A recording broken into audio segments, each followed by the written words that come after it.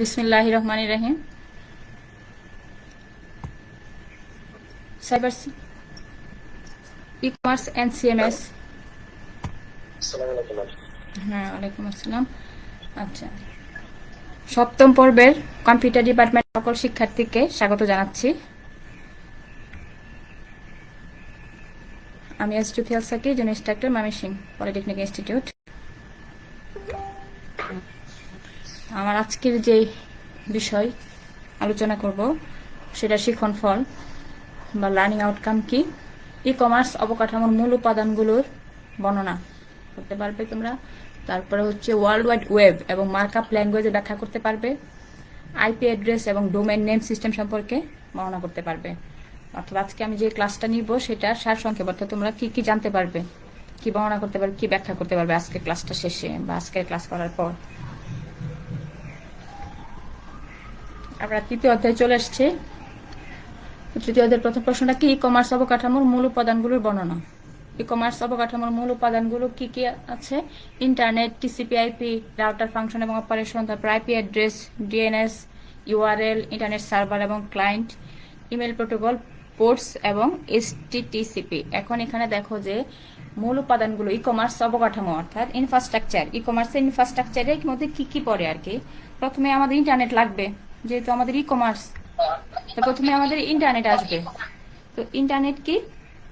Internet হলো interconnect নেটওয়ার্কের সংক্ষিপ্ত রূপ। এটিকে হাজার হাজার নেটওয়ার্ক এবং লক্ষ লক্ষ কম্পিউটার নেটওয়ার্ক, যার মাধ্যমে ব্যবসায়িক প্রতিষ্ঠান, তোমরা সবাই অফ করো, মিউট করে নাও তোমরা সবাই। জয়নাল আবেদিন মিউট করো, কারণ আমরা কিন্তু লাইভে আসছি। তোমাদের সাউন্ডটা থাকলে তোমরা কিন্তু আমার সাউন্ড ভালো মতো শুনতে পাবা না। হ্যাঁ, ধন্যবাদ। তো আমি তোমাদের আলোচনা করবো কি, ইন্টারনেট কি। আমরা সবাই জানি ইন্টারনেট কি, তারপরেও যেহেতু আমাদের এই ই কমার্সের অবকাঠামোর একটা মূল উপাদান এটা ইন্টারনেট। ইন্টারনেট হলো ইন্টারকানেক্ট নেটওয়ার্কের সংক্ষিপ্ত রূপ। এটি হাজার হাজার নেটওয়ার্ক এবং লক্ষ লক্ষ কম্পিউটার নেটওয়ার্ক, যার মাধ্যমে কি ব্যবসায়িক প্রতিষ্ঠান, শিক্ষা প্রতিষ্ঠান, সরকারি সংস্থা এবং ব্যক্তিদের মধ্যে যোগাযোগ বা সংযুক্ত হওয়া যায়। ইন্টারনেটের মাধ্যমে আমরা শিক্ষা প্রতিষ্ঠানের সাথে যোগাযোগ করতে পারে, সরকারি সংস্থা বা ব্যক্তির সাথে যোগাযোগ বা সংযুক্ত হওয়া যায়। তো এটা হচ্ছে আমার ই কমার্সের একটা উপাদান। তারপর আসো ই কমার্সের একটা উপাদান কি, টিসিপি আইপি। তো টিসিপি আইপি কে, এটাও আমাদের মনে হয় জানা, তোমরা নেটওয়ার্কিং সাবজেক্টে হয়তো বা এটা পড়েছো। TCP IP transmission control protocol, আর আইপি মানে ইন্টারনেট প্রোটোকল। তো এটা কি, যে ইন্টারনেট কমিউনিকেশন প্রোটোকল, অর্থাৎ ইন্টারনেটে সংযুক্ত কম্পিউটার বা অন্যান্য ডিভাইসগুলোর মধ্যে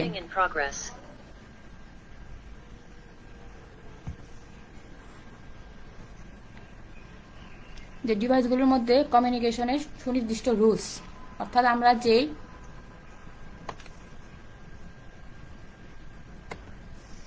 টিসিপি আইপিটা কি বলছি, যে ট্রান্সমিশন কন্ট্রোল প্রোটোকল বা ইন্টারনেট প্রোটোকল। তো এটা হচ্ছে ইন্টারনেট কমিউনিকেশন প্রোটোকল, অর্থাৎ ইন্টারনেটে সংযুক্ত কম্পিউটার বা অন্যান্য ডিভাইসগুলোর মধ্যে কমিউনিকেশনের সুনির্দিষ্ট রুলস। অর্থাৎ এই যে প্রোটোকলটা থাকে কি, কিছু নিয়ম কানুন, কিভাবে আমরা সংযুক্ত হব সেটা নিয়ম কানুনগুলো। তো এই টিসিপি আইপি মডেলে এখানে তোমার চারটা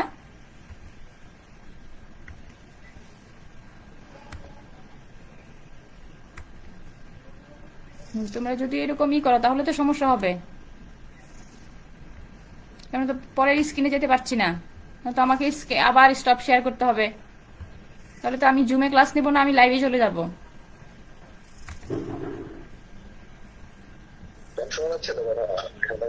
হ্যাঁ শোনা যাচ্ছে, কিন্তু তো আমার যে স্ক্রিন শেয়ার করলাম আমি, তোমরা স্ক্রিনের মধ্যেই করে রাখছো।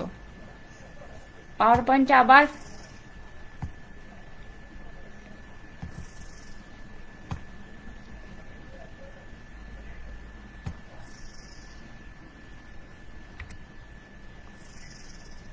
টিসিপি আইপি মডেলে তোমার কয়টা লেয়ার থাকে? চারটা। Application layer, transport layer, internet layer আর নেটওয়ার্ক অ্যাক্সেস লেয়ার। এই চারটা লেয়ার থাকে হচ্ছে টিসিপি আইপিতে। তো এই চারটা লেয়ারের কাজ থাকে চারটা। টিসিপি আইপি চারটা লেয়ারের, দেখো যায় চারটা আলাদা লেয়ারের বিভিন্ন কাজ সম্পন্ন করে তারা। তার মধ্যে ইন্টারনেট ইন্টারফেস লেয়ারটা দ্বারা কি করা হয়, ডাটা এনক্যাপসুলেশনের মাধ্যমে ডাটা প্যাকেট অ্যাড্রেসিং করে এবং প্যাকেট ডেলিভারি করে। তারপরে ইন্টারনেট লেয়ার রাউটিং এবং প্যাকেটিং এর কাজ করে। ট্রান্সপোর্ট লেয়ার অ্যাপ্লিকেশন লেয়ার হতে প্যাকেট গ্রহণ করে অন্য ডিভাইসে প্রেরণ করে, ট্রান্সপোর্ট করায় তার কাজ। তারপর অ্যাপ্লিকেশন লেয়ারের কাজ হচ্ছে নিম্ন স্তরে বিভিন্ন কার্য সম্পাদন করে থাকে, যেমন রিসোর্স শেয়ার করা, ফাইল শেয়ার করা, ডিরেক্টরি শেয়ার করা, এই কাজগুলো করে থাকে হচ্ছে অ্যাপ্লিকেশন লেয়ার। এই হচ্ছে চারটা লেয়ার। তারপরে আরেকটা উপাদান আছে কি, রাউটার। এবার আসো যে রাউটার অপারেশন। তো আগে দেখি আমরা রাউটারটা কি। রাউটার হচ্ছে একটা নেটওয়ার্কিং ডিভাইস যা বিভিন্ন নেটওয়ার্কের মধ্যে দিয়ে ডাটা প্যাকেট তার গন্তব্যে কোন পথে যাবে তা নির্ধারণ করে। ডাটা প্যাকেট হচ্ছে ডাটার ব্লক বা ডাটার সমষ্টি। তো রাউটারের দুটি প্রধান কাজ হলো কোন পথ দিয়ে আরেকটি নেটওয়ার্কে যাবে তা নির্ধারণ করা এবং আবিষ্কৃত সেই পথ অন্য রাউটারকে জানিয়ে দেওয়া। এটাই হচ্ছে রাউটারের আর কি প্রধান দুটা কাজ। তো এছাড়াও রাউটার আর অনেক কাজ আছে, যা প্রতিটা পোর্টের জন্য বিভিন্ন নেটওয়ার্ক অ্যাড্রেস ব্যবহার করে। নেটওয়ার্ক অ্যাড্রেসের উপর ভিত্তি করে রাউটিং টেবিল গড়ে তুলে। ব্রডকাস্ট ট্রাফিক অতিক্রম করতে দেয় না। অজানা ঠিকানার ডাটা প্যাকেটকে অতিক্রম করতে দেয় না। ডাটা ফ্রেমে নতুন হেডার যোগ করে। এই কাজগুলো কি রাউটার করে থাকে। ট্রাফিককে অন্য প্রান্তে পাঠানোর আগে ডাটা ফ্রেমকে অবশ্যই রাউটারে পৌঁছাতে হবে। রাউটারে কাজ করে নেটওয়ার্ক লেয়ারে। রাউটারটা কোথায় কাজ করে? নেটওয়ার্ক লেয়ারে। তো রাউটার আমরা চিনি, তারপরে আমি তোমাদেরকে দুইটা রাউটার দেখাচ্ছি। তারপরে চলে যায় হচ্ছে আইপি অ্যাড্রেস। আইপি অ্যাড্রেস সম্পর্কেও তোমরা জানো, তারপর আমি আবার আলোচনা করছি। আইপি অ্যাড্রেসটা কি? যে একটা সংখ্যাগত স্তর বা লেভেল যা কোনো কম্পিউটার নেটওয়ার্কে যুক্ত প্রতিটি কৌশল বা ডিভাইসের জন্য নির্ধারিত, যেখানে নেটওয়ার্কের নোডগুলো যোগাযোগের জন্য ইন্টারনেট প্রোটোকল ব্যবহার করে। তো এখানে আইপি অ্যাড্রেসের আমাদের দুইটা অংশ থাকে। একটাকে বলা হয় হোস্ট বা নেটওয়ার্ক ইন্টারফেস শনাক্ত করা। আইপি অ্যাড্রেসের কাজ যেটা আর কি, আইপি অ্যাড্রেস মূলত দুইটা কাজ করে থাকে, হোস্ট বা নেটওয়ার্ক ইন্টারফেস শনাক্ত করা আর নেটওয়ার্ক ইন্টারফেসের অবস্থান খুঁজে বের করা। তো এই আইপি অ্যাড্রেস আমরা ক্লাস ভিত্তিক আইপি অ্যাড্রেসগুলো দেখলাম। এখানে জাস্ট একটা আইপি অ্যাড্রেস দেখানো হয়েছে। তোমরা কি বলতে পারবে এটা কোন আইপি অ্যাড্রেস? 192.168.1.1 এটা কোন আইপি অ্যাড্রেস? কেউ বলতে পারবে? না, এটা কোন ক্লাস, না কোন ক্লাসে পড়ে? আইপি অ্যাড্রেস তোমার তো ক্লাস আছে 5টা, এটা কোন ক্লাসে পড়ে?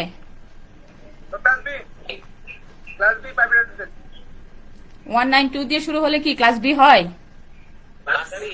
হ্যাঁ, class C. C IP address. আচ্ছা, তাহলে আমাদের এরকম আইপি অ্যাড্রেস থাকে। তো আইপি অ্যাড্রেস যেহেতু আমরা মনে রাখতে পারবো না, আইপি অ্যাড্রেসকে মনে রাখা কষ্টকর। যেমন আগে যেমন আমাদের মেশিন ল্যাঙ্গুয়েজ ছিল, সেই মেশিন ল্যাঙ্গুয়েজের পরে কি আসছে?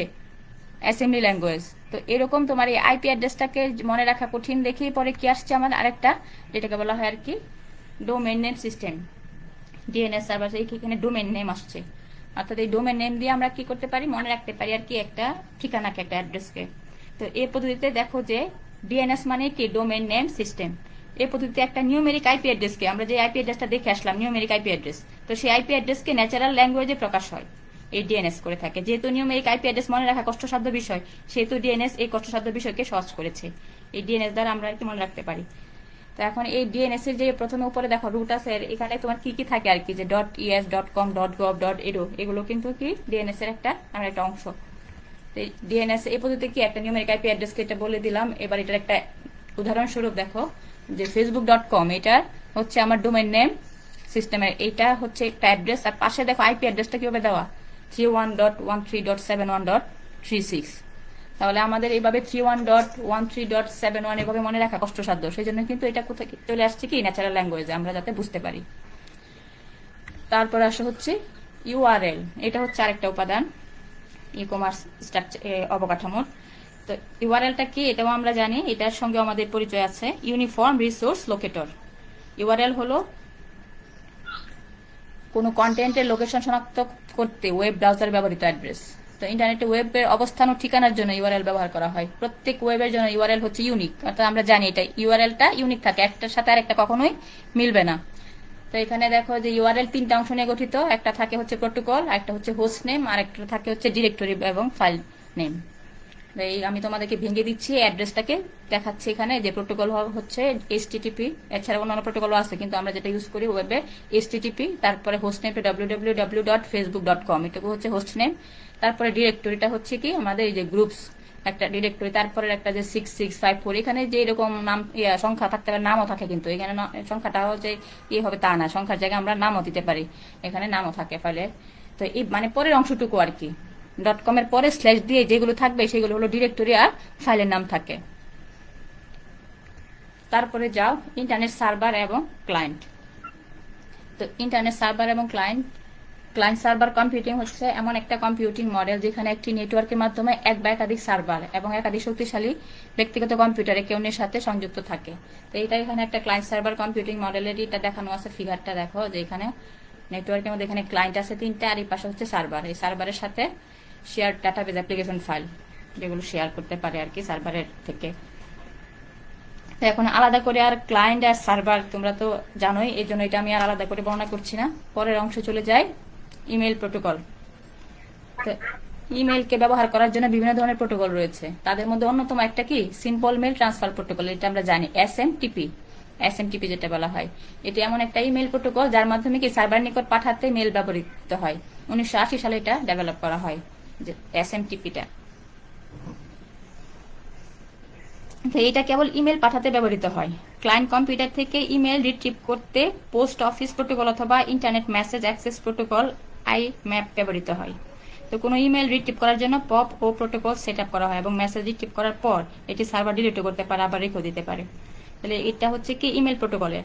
তারপর আমাদের লাস্ট একটা উপাদান আছে, সেটাকে বলা হয়ে থাকে পোর্টস এবং এইচটিটিপি।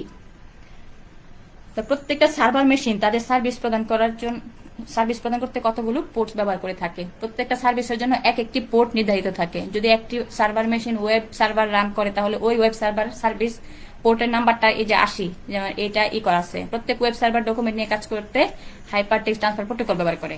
এইচটিটিপিটাতে আমরা যাচ্ছি পরে। পোর্টটা কিন্তু একটা ইম্পর্টেন্ট থাকে, যে প্রত্যেকটা সার্ভার মেশিন তাদের সার্ভিস প্রদান করতে যে আলাদা আলাদা পোর্ট ব্যবহার করে এবং প্রত্যেকটা পোর্টেরই একটা নাম্বার দেওয়া থাকে। পোর্ট নাম্বারটা আর কি ফিক্সড করা থাকে, কোনটার জন্য কোনটা এটা ফিক্সড করা থাকে। আর হচ্ছে HTTP, hyper text transfer protocol. Using port, এখানে আমরা কয়েকটা পোর্ট দেখাচ্ছি। যে ওয়েব সার্ভিসে দেখো এইচটিটিপির পোর্ট নাম্বারটা কত, 80, এটা কিন্তু ফিক্সড করা এইচটিটিপির পোর্ট, তোমরা সার্চ দিয়েও দেখতে পারো। আবার এফটিপি যেটা আছে এটার পোর্ট নাম্বার কিন্তু 21। আবার টেলনেট সার্ভিসের পোর্ট নাম্বার হচ্ছে 23। এরকম করে আর কি তোমার এই পোর্টগুলো করা থাকে। তারপরে চলে যাব আমরা 3.2। পরের টপিকটা হচ্ছে ওয়ার্ল্ড ওয়াইড ওয়েব এবং মার্কআপ ল্যাঙ্গুয়েজের ব্যাখ্যা। তো ওয়ার্ল্ড ওয়াইড ওয়েবও আমরা অলরেডি এটার ব্যবহারও করে ফেলছি বা প্রতিনিয়তই করছি। ওয়ার্ল্ড ডব্লিউ হলো ইন্টারনেটের এমন একটা ব্যবস্থাপনা যেখানে কি সকল ব্যবহারকারী এবং রিসোর্স হাইপার টেক্সট প্রোটোকল ব্যবহার করে তথ্যের আদান প্রদান করে থাকে। তো এখানে দেখো একটা ডব্লিউ আর্কিটেকচার দেওয়া আছে। এখানে ইউজার ইন্টারফেস এন্ড অ্যাপ্লিকেশন, পরের অংশ থাকে কি ক্রিপ্টোগ্রাফি, তারপর থাকে ট্রাস্ট, নিচে থাকে কি প্রুফ। এরপরে অংশগুলো এখানে আলাদা আলাদা করে করা আছে। কিউইং থাকে, তারপরে অন্টোলজিস, তারপরে থাকে রুলস, তারপর টেক্সোনমিস, ডাটা ইন্টারচেঞ্জ থাকবে, সিনট্যাক্স, তারপরে আইডেন্টিফায়ার জন্য ইউআরআই, ক্যারেক্টার সেটের জন্য ইউনিকোড। এটা হচ্ছে ডব্লিউ এর আর্কিটেকচার। তাই এই ডব্লিউ এটা তোমার কিভাবে কাজ করে এই ফিগারটা দেখে আমরা ডব্লিউ ক্লায়েন্ট সার্ভার পদ্ধতিতে কাজ করে। ডব্লিউ কি ক্লায়েন্ট সার্ভার, আমরা হচ্ছে ক্লায়েন্ট। সার্ভার থেকে কিন্তু আমরা যখন ইন্টারনেট ডব্লিউ ঢুকি আমরা থাকি ক্লায়েন্ট, আর সার্ভার থেকে আমরা তথ্যটা পাই। তাহলে যখন আমরা কোনো রিকোয়েস্ট পাঠাই তখন কিন্তু তারা সার্ভার থেকে আমাদের রিকোয়েস্টার করে এটাতে ফলাফলটা দেয়। তো ডব্লিউ তোমার কিভাবে কাজ করে আর কি, সেটা হচ্ছে কি ওয়েব ব্রাউজারের অ্যাড্রেস বারে আমরা প্রথমে কি করি, আমরা যেহেতু ইন্টারনেটে জানি সবাই, তারপরে আমি একটু তোমাদেরকে বলছি যে প্রথমে আমরা ওয়েব ব্রাউজারের অ্যাড্রেস বারে ওয়েব পেজের ইউআরএলটা টাইপ করি। যেমন আমরা যদি ফেসবুক হয় www.facebook.com, এইটা হচ্ছে আমার এই ইউআরএলটা আমরা টাইপ করি। তারপরে ব্রাউজারটা কি করে, ওই অ্যাড্রেসটার সাথে সম্পর্কিত আইপি ঠিকানার জন্য ডোমেইন নেম সার্ভার রিকোয়েস্ট করে। তারপরে আইপি অ্যাড্রেস পাওয়ার পর ব্রাউজার এইচটিটিপি প্রোটোকল ব্যবহার করে ওয়েব সার্ভারের নিকট ওয়েব পেজের জন্য রিকোয়েস্ট করে। অতঃপর ওয়েব সার্ভার রিকোয়েস্ট গ্রহণ করে এবং রিকোয়েস্টকৃত ওয়েব পেজটি অনুসন্ধান করে। যদি পেজটি পাওয়া যায় তবে সেটি ওয়েব ব্রাউজারের নিকট ফেরত পাঠায় এবং এইচটিটিপি সংযুক্তি তখন বন্ধ করে দেয়। এখন ওয়েব ব্রাউজার ওয়েব পেজটি পায় এবং ওয়েব ব্রাউজারের উইন্ডো ওয়েব পেজটি প্রদর্শন করে। তারপরে কিন্তু আমরা সেই পেজটা দেখতে পাই। তারপরে অপারেশন অফ ওয়ার্ল্ড ওয়াইড ওয়েবের, অর্থাৎ এই যে আমি ধাপটা যে বললাম সেটার আর কি, যে ওয়েব ব্রাউজার কিভাবে ওয়েব সার্ভারের সাথে কমিউনিকেশন করতেছে এটাই আর কি আলোচনা করলাম। তারপরে যাও হাইপার টেক্সট মার্কআপ ল্যাঙ্গুয়েজ, এটা তোমরা মনে হয় সম্ভবত এতেই পড়ে ফেলছিলাম। হাইপার টেক্সট মার্কআপ ল্যাঙ্গুয়েজটা তৃতীয় সেমিস্টারেই ছিল, তাই না, ওয়েব ডিজাইনে। তো হাইপার টেক্সট মার্কআপ ল্যাঙ্গুয়েজ অর্থাৎ এইচটিএমএল ল্যাঙ্গুয়েজের মাধ্যমে আমরা কি ওয়েব পেজ ডিজাইন করে থাকি। যে শুধু এইচটিএমএল না, এইচটিএমএল এর সাথে আছে দেখো যে আরেকটা আছে কি এক্সএমএলটা হচ্ছে এক্সটেন্সিবল মার্কআপ ল্যাঙ্গুয়েজ। এইচটিএমএল এর পরের ভার্সন আর কি এটা এক্সটেন্সিবল মার্কআপ ল্যাঙ্গুয়েজ। তো এর মাধ্যমে আমরা ওয়েব পেজ ডিজাইন করে থাকি ট্যাগ, বিভিন্ন ট্যাগ ব্যবহার করে। আমরা জানি body tag, head tag, HTML tag, এই ট্যাগগুলো আমরা কি HTML এ ব্যবহার করে থাকি। আর XML-টা তোমার কি, XML ওয়েব পেজে তথ্যের বিন্যাস করার পরিবর্তে ডাটা সংরক্ষণে কাজ করে। এই XML-টা মেনে হচ্ছে সেই ডাটা স্টোর করে থাকে আর কি। HTML যেমন পুরো তোমার ট্যাগগুলো ব্যবহার করে তো সহজে এইগুলোর সাথে HTML এর ট্যাগ নিয়েও কাজ করে, আবার কিন্তু তার মেনই হচ্ছে তথ্য স্টোর করে XML উপাদানগুলোকে ডিফাইন করতে কাস্টম ট্যাগ ব্যবহার করা হয়। এখানে দেখো এগুলো সিম্পল HTML কি, HTML ট্যাগ, হেড ট্যাগ, তোমরা এগুলো পরিচিত, এগুলো তোমরা তৃতীয় পর্বে পড়ে ফেলছো। আর এই যে XML এ তোমার এই ট্যাগগুলো আছে আর কি, নতুন কিছু ট্যাগ আছে যে কম্পিউটার, ম্যানুফ্যাকচারার, মডেল, এই ট্যাগগুলো ইউজ করা হয় থাকে। তারপর প্রসেসর, মানে প্রসেসরের এই ইনফরমেশনগুলো সংরক্ষণ করার জন্য এরকম কিছু ট্যাগ ব্যবহার করা হয় XML এ।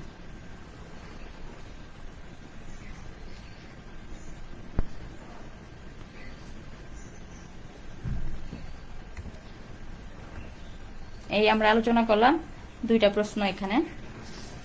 হ্যাঁ, তোমাদের কারো কোনো প্রশ্ন আছে?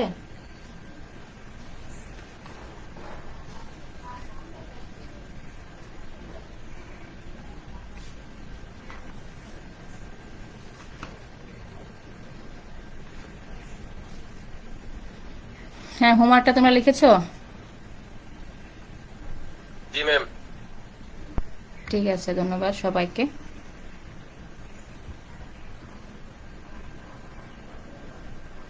এখন তোমাদের কারো কোনো প্রশ্ন আছে?